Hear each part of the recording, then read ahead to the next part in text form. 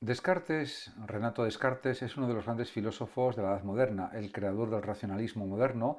Nació en 1596 y murió en 1650, y hay que destacar que con sus obras, como por ejemplo el Discurso del Método, Meditaciones metafísicas, Principios de filosofía, etcétera, Reglas para la dirección del espíritu, del ingenio, y otras obras que escribió, por ejemplo el Tratado de la Luz o del Mundo, etcétera, pues realmente supuso un antes y un después en la historia de la filosofía.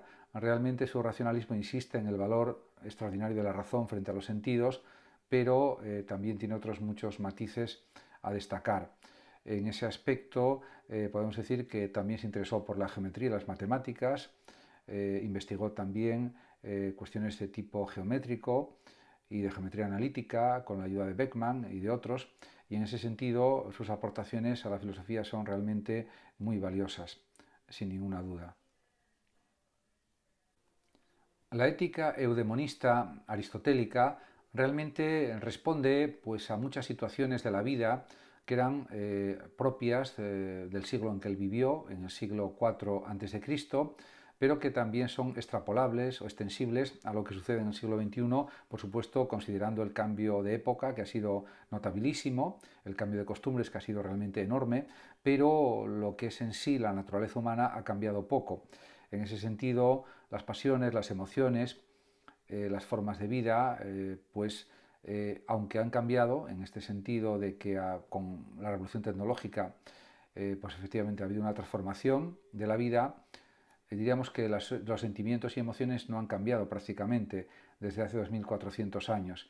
Y en ese sentido, la búsqueda del término medio, la búsqueda de la racionalidad para resolver los problemas de la vida, sigue siendo válida actualmente. En ese sentido, conviene ser prudente. Immanuel Kant, en relación con la ética, desarrolló un nuevo modelo ético basado en el estoicismo o inspirado por el estoicismo, que habla del deber categórico, del imperativo categórico. En definitiva, es una ética deontológica del deber por el deber.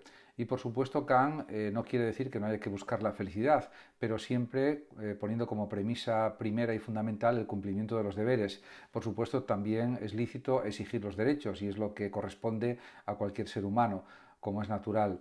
En cualquier caso, también Kant saludó alborozado la llegada de la Revolución Francesa en 1789 porque pensaba que el lema que tenía, que era libertad, igualdad y fraternidad, se podría lograr de una forma pacífica, de una forma racional y coherente, cosa que no sucedió, desgraciadamente, pero en principio los ideales que inspiraban de la Ilustración el ideal revolucionario eran positivos en sí mismos, sin ninguna duda. Eso era evidente para él. Para Platón, el vínculo entre justicia individual y social se consigue en el hombre justo por excelencia, que combina pues dos virtudes o un equilibrio armónico entre la prudencia o frónesis, capacidad de juicio, y también la templanza, que es la capacidad de controlar las pasiones para que no impidan el uso de la razón, el desarrollo, diríamos, de la capacidad para entender el mundo y la realidad de una forma adecuada. En ese sentido, realmente la realización de la justicia y de la paz requiere de un control del ánimo y también de un ejercicio de las facultades intelectuales, de las facultades intelectivas, que son lo propio de la naturaleza humana, ya que somos seres racionales.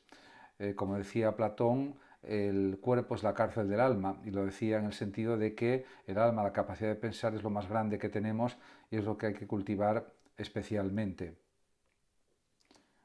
La relevancia de San Francisco de Asís crece con los siglos.